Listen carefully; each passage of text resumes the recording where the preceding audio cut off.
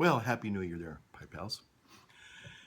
It is I, the Holy Smoking Pipe Padre, and I'm smoking a Bout Choquin Calabash, kind of in honor of this new Sherlock Holmes special, The Abominable Bride. And as a Padre of many, many years, I can say I've had a couple of, maybe one or two experiences where I've experienced the Abominable Bride. More often than not, it's usually the Abominable Bride's mother. we call them Bridezilla here in the old parish. You know, when you get a bride that's really kind of persnickety, and but I'm happy to say that we don't really encounter too many of those. Once in a while. Well, it is January the 2nd. I'm still here. Smoking some Christmas cookies still. It's in the Christmas season. Got a couple of little wonderful comments in the last video. One gentleman, I think it was Glenn M. Thanks, Glenn, for watching. He said, you were talking about your holiday coffee, but you didn't tell us how to make it. Well, I thought I did, but forgive me if I didn't. What I like in holiday coffee, and you can do this with any coffee, really. I mean, instant, Starbucks, Pete's, you know, it doesn't matter, you know. But you got to have a couple of spices. You probably know what they are. They're just basically traditional, I would say, Christmassy type spices, you know. One of them is allspice, and the other is cinnamon. And you can, if you really want to be really indulgent, you can put in some heavy whipping cream, you know. Before you whip it into, you know, sweet cream, you just, you know, buy the little carton and put a dollop of that in your coffee, and ooh, Christmas coffee.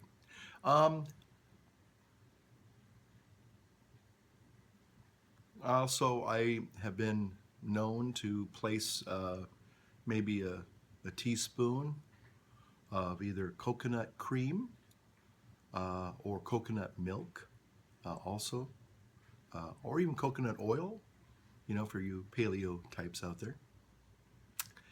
So anyway, well, I'm here today because I'm kind of going to finish up talking about my last video. Now you're probably thinking, you went 48 minutes, couldn't you say it? Can't say it in 48 minutes, and please. But I realized something, that I actually did not tell you what my resolutions were going to be for this year. You know, I talked about making resolutions. Today I might want to talk a little bit about, I think, the importance of making resolutions.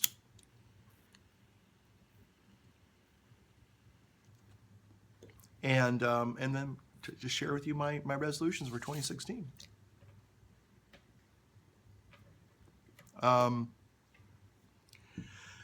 So, also, before I do that, I did get another little message from someone, new viewer.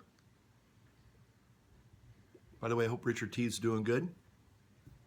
And as always, howdy out there to the old gentleman scholar in his interesting life, I will say that. He reminds me of my brother Bob. He's just interested in everything.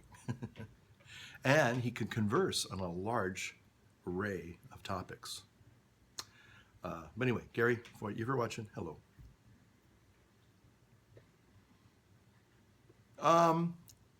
But somebody had asked me, and this is going to get a little on the religious side, so if you're uncomfortable with that, you might want to come back in about 5 minutes or so. But a person asked me, they said they're returning to their Catholic faith. They were specific, their Catholic faith. And they said, you know, I want to know what I can do to basically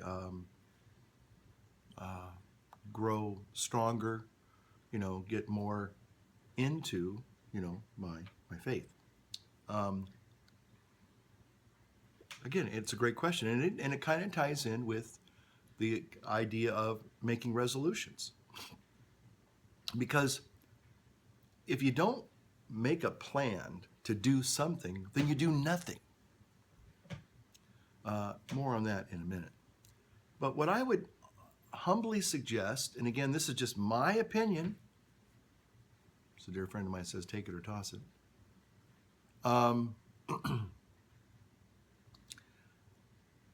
For me, I believe that there are two things that you really kind of need to, well, maybe three things that you need to do to grow deeper in your faith.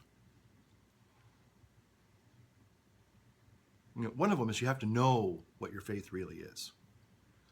And the only way I think you can effectively do that, and you have to educate yourself. That's just the way it is with anything in life. You can go and you can learn the rudimentary, maybe principles of something, but that's not going to get you very far. And in many cases, it kind of creates frustration because you know that there's something that you're missing, but you don't know what it is. And the only way you're going to know what it is to crack open, the Catechism of the Catholic Church. I know that right now, that's probably a very unpopular thing to say to a lot of people. My personal opinion is that we've gotten so wrapped up in doing, the social justice thing that we've completely forgot about the salvation piece completely. And we, as redeemed people, yes, we are encouraged, admonished to do these good charitable works. It's just part of who we are. But there's a lot more to the gospel. And what I'm trying to talk about is that it really is, to kind of steal a line from my evangelical friends, it is all about a personal relationship with God. Do you know him? Do you really have a relationship with God? And the way we do that is, one, we study, we study the scriptures, we study the teachings of the church, try to understand why the church teaches what they do. A lot of people just know they don't agree with that, fill in the hot button issue that you have a problem with. But I would dare say that in some ways that might be a blessing in disguise. I had a dear, dear friend who was angry as hell about the church's teaching on contraception until she began to be honest with herself, with God, and started to study and say, well, why does the church teach this? And then they became aware of the beauty of that teaching, and voila. Now, did they live happily ever after? No. But they had an understanding of why they needed to do this to be faithful, to be a faithful Catholic person. And my other thing is, I would say, try and find a church that has a beautiful liturgy. I have always been in love with the beauty of good liturgy. And in some places, we've kind of traded that for a contemporary approach, which supposedly, encompasses everybody. But it's sort of like, warm oatmeal. It has the same appeal maybe as warm oatmeal or kind of room temperature oatmeal. Not saying there's anything wrong with oats. A good Scotsman knows that oats are great, but it's not as appetizing. It doesn't stimulate you spiritually, I don't think. And that's why I like the traditional Latin Mass, or I love the Byzantine Rite, the Liturgy of St. John Chrysostom, in the Eastern Rite Catholic Church, or even in the Orthodox Church, because those things, those liturgies transport you to the other world. Literally, they do. That's what liturgy is supposed to do. It's supposed to be a foretaste of heaven. It is supposed to be in a very real, mystical, spiritual, sacramental way, our own presentation here and now in the divine liturgy in heaven. I know, heavy duty stuff for the 2nd of January. But I had a person ask me, and so I'm just kind of putting it out there. I'm putting it down there, and maybe they'll pick it up. I don't know. But that's my personal belief. That's my understanding, is that if you really want to grow deeper in your faith, you got to know what it is, and then you have to start praying. I love what C.S. Lewis one time said, well, prayer doesn't change God, it changes me. And I think that's the way it is with truth and with the beauty of worship. It doesn't change God, it just helps me to see him better. It's like taking off the glasses and wiping them off a bit. Go, ooh. Or even getting better yet, getting a better new prescription and going, whoa, look at all this. Because a lot of us, we kind of walk around in kind of a mediocrity that we've grown comfortable in. And that leads me into what I want to talk about in my resolutions. The other night when I kind of, broached that subject of resolutions, I said, and I asked the people in my congregation, I said, well, how many of you make resolutions? And only maybe 2 or 3, that's it, raised their hand kind of sheepishly. The rest of them will kind of look back at me like, what are you talking about? Or, you got to be kidding. And that was sad. And again, I'm not here to judge anybody. Gosh, for years, in years past, I would make these maybe half-hearted resolutions. Sometimes I really had a desire to change.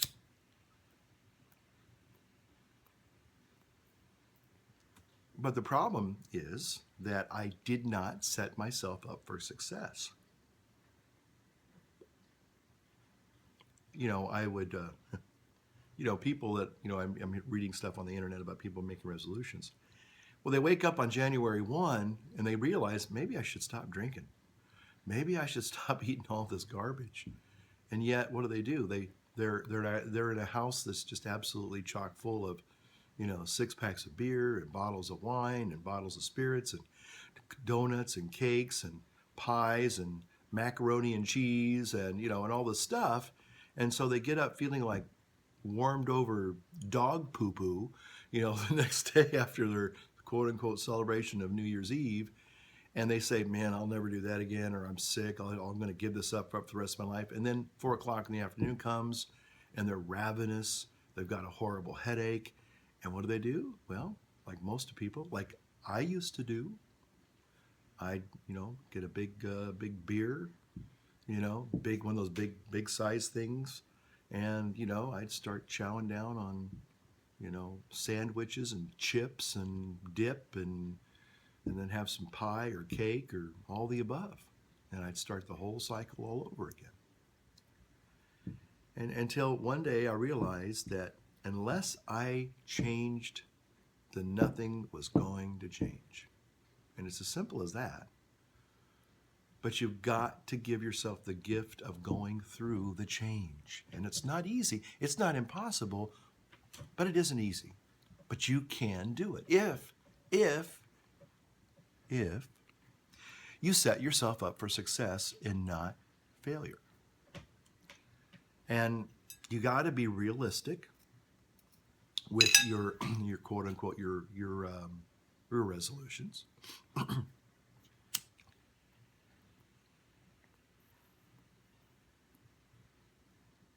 But you've got to want to change. Now, I would say even if you have even if it's that little of an inkling that you want, that's enough. For right now, that's enough. Because it's going to help you orientate yourself at least in the right direction.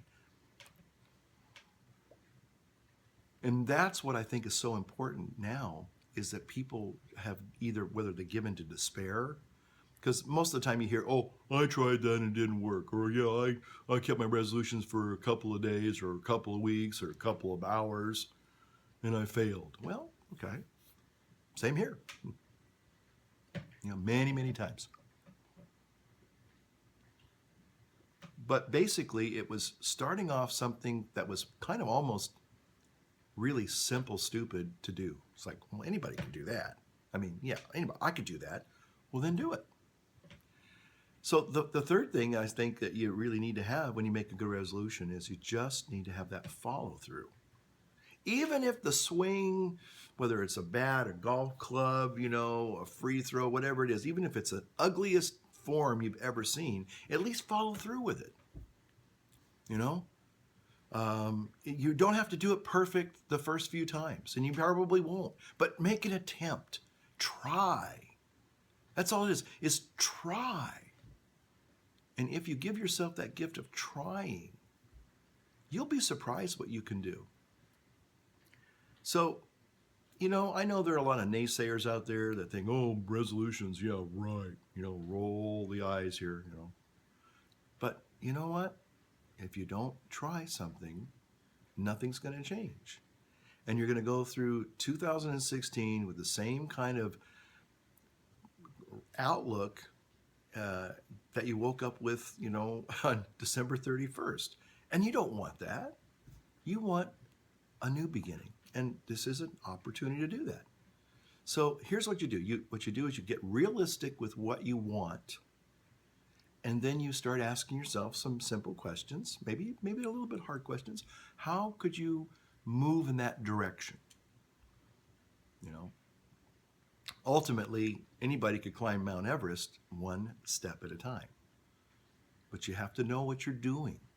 You have to be, it's interesting. Been watching lots of documentaries on alpinism, mountain climbing. And you don't summit the mountain in the first attempt. No way.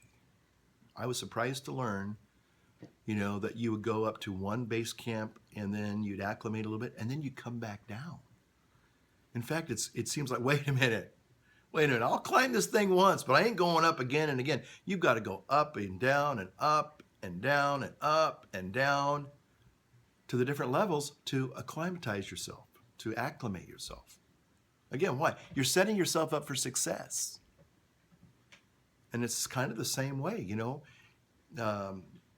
There's a guy who, I think it's Drew Manning, and he was this, he still is now. He was this fit guy, and he was a trainer, and he wasn't really a good trainer. He himself will admit that. Because he didn't have the real empathy that he really needed for his clients. He was kind of like maybe like a drill instructor in some ways. Like, well, just do it. Get down and knock out 20 push-ups, Person can't even do one, let alone 20. And so what he decided to do, which was quite interesting, and it has a book on it. You can either get the audio book like I did or the actual readable book called Fit to Fat to Fit. And it tells his journey of being this, rippled, six-pack abs, big guns and the whole bit. Mr. Health conscious guy. Wouldn't even eat carrots, love it. He wouldn't even, because he had too much carbs. I love it. Anyway, but he decides, okay, I'm going to see what happens if I do no exercise for 6 months and eat whatever I want. All the crap food that we all supposedly do enjoy, right here too, and see what happens in 6 months. Well, anyway, I don't want to give it all away, and then at the end of the 6 months, he goes back to being fit. And it is not easy. I'll just tell you one little thing about this story, which surprised me. Again, here's this guy. I mean, he is just, he looks like Superman. And when he went back after 6 months, now this is just 6 months. This isn't 6 years or 16 years or 20 years or whatever. 6 months. He goes back into the gym for the first time. He can't even do a standard push-up. He has to do a modified push-up, on your knees. A guy. But that's what happens. So anyway, I'm just sharing with you, don't be afraid to make resolutions. I guess that's what I want to try to say. That's my bottom line. Don't be afraid. Just do it. Just try. That's all you have to do is try. And I'll tell you what, the times I've had the greatest change in my life, and this is no BS, is when I gave myself permission to try something. And there were things in my life that I have tried and succeeded in that people told me, you have no reason to even think you should be doing that. You shouldn't even think about it. That's not for you. Or you can't do that. There have been like 4 major things in my life where people, and even my own fears, said, you really can't do that. You're not cut out for that. Really? And then when I started thinking about it and that desire And I said, well, let me just try. And you know what? I succeeded. Now, I mean, I'm no success story. Let me just be real frank, but I'm talking about some personal goals that I actually tried. And again, it didn't happen overnight, but it became a progression to success. And that's what it's all about, a progression to success, not overnight success. Okay, so that enough being said, I'm done preaching. Hold on a second.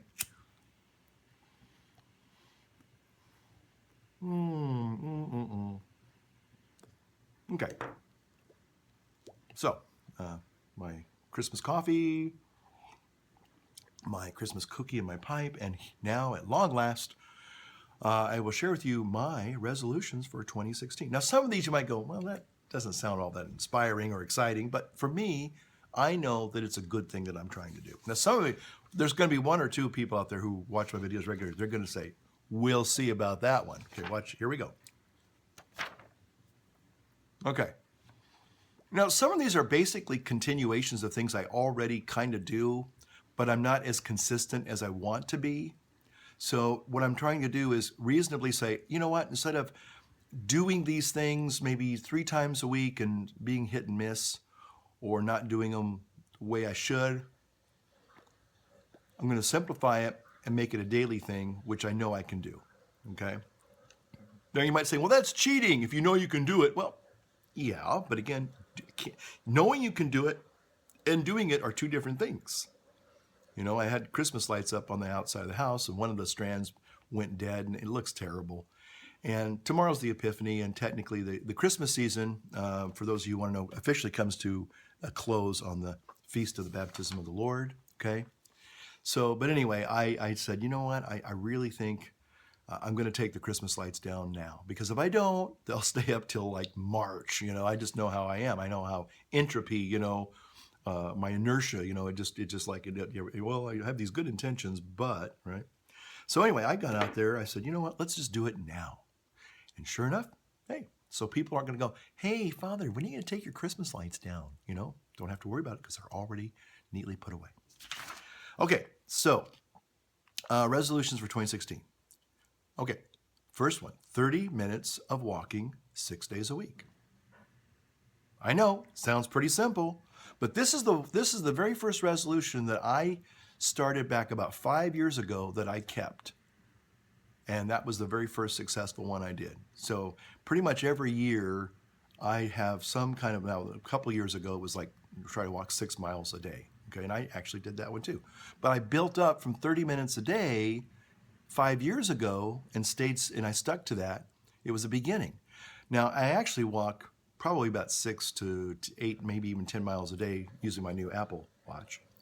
But 30 minutes a day sometimes is hard. It's really cold out there. Now it's not cold like it is in Minnesota. I shouldn't be whining. This is t-shirt, 37 degrees here is t-shirt weather in Minnesota and Wisconsin and Michigan. I know that. So I'm not going to whine about it. But still, it's not comfortable, But I mean, can I do it? And have I done it today? In fact, I have. 5 pull-ups or chin-ups. Now, again, 2 years ago, I couldn't even do 1 pull-up to save my life, and I could do 1 chin-up barely. That was 2 years ago. I'm happy to say this morning, yeah, I did 5 pull-ups. And that's going to be, again, 6 days a week.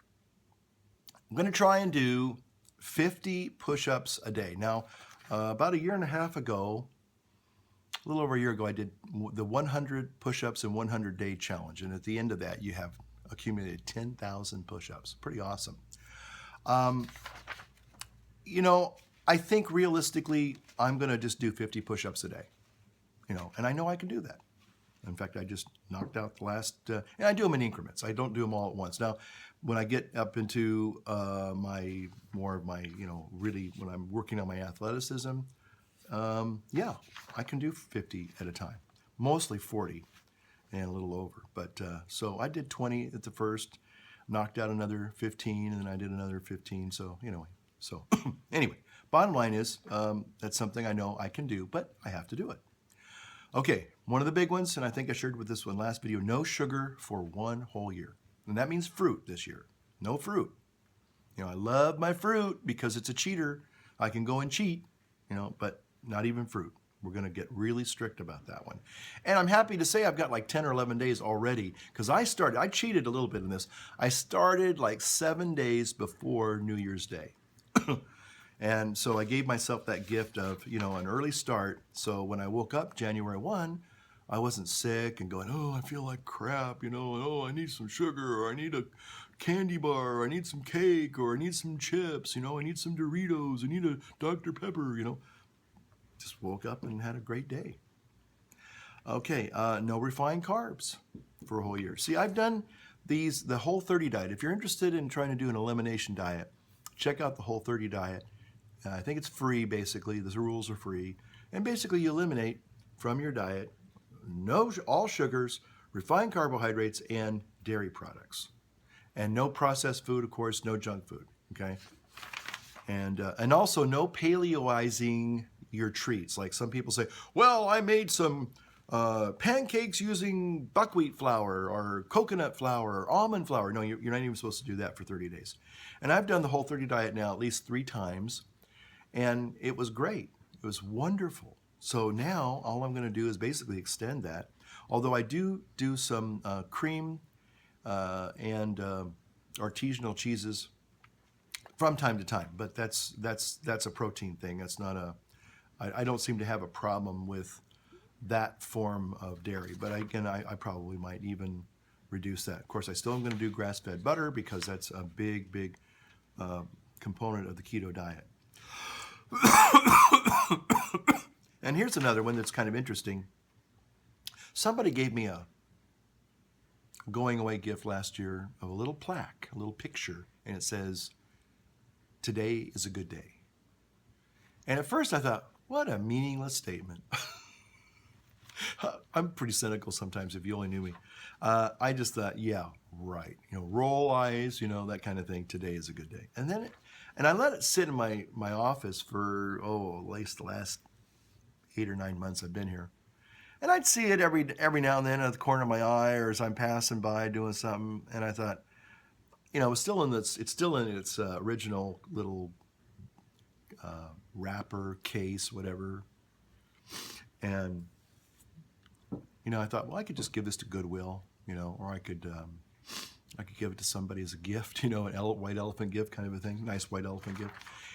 But then the more I started thinking about it, I said, but what is it about this thing that bugs me? Because it was kind of like, it's like the little happy faces, you know, the little smiley faces, you know, the little yellow smiley faces, you know. I mean, after a while, it just is a cliche. But then I started thinking about, you know, today is a good day. And I've even said that myself. Even when I've gone through really horrendous problems, I would look out as I'm driving or walking and say, well, in and of itself, the day is a good day, or it's a beautiful day. And I said, well, maybe what I need to do is try and find something good in every day. It might be a challenge. Some days are going to be easy and some days are going to be really hard, but trying to find something good in every day. Okay, here's one. All of my techie friends are going to go, we'll see. Are you ready? Are you sitting down for this one? No new Apple purchases.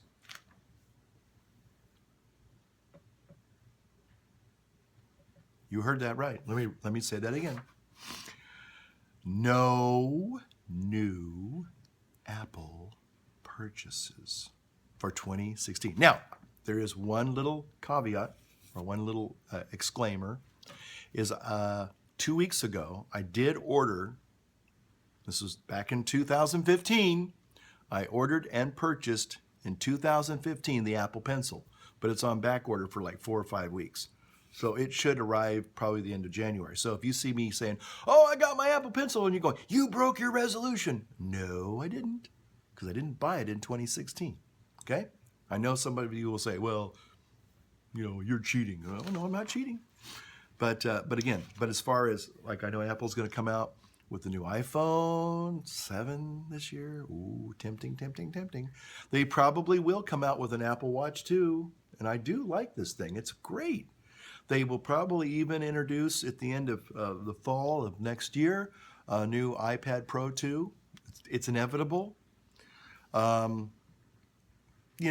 I'm just going to say, and I did this actually, I think I did this 2 years ago. I did a little Apple fast. And I know when the iPhone 5S came out, and I didn't get one. I kind of wanted one. It was like really cool. But I just said, you know what? Yeah. But I eventually did get one, obviously. But I'm just saying that I didn't get it right away. I think I waited at least until the fall of the next, I don't know. But I know I didn't go out and get one. But this means no new Apple purchases. So if they come out with a brand new, I keep wondering if they'll ever come out with a Retina display touchscreen for the iMac. I don't know why they're not doing that. I would think that would be kind of the next big leap, because, as people get more and more, tactile with their interface, that it just seemed to me that a Retina display iMac was right around the corner, and they don't seem to be going that direction. Okay. So the other one is to look at my prayer life. Again, what does that mean to me? How do I deepen that? Finished my Brother Earl tapes, trying to digitize those. I found another huge box, which was a delight of my heart, but it's even more than the first box.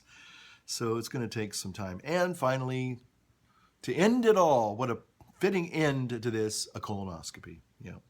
So the end. Yeah. So then I say, these are resolved to do in the new year of grace, 2016. And I sign it. See that? Sign it. And there you go. So those are my resolutions.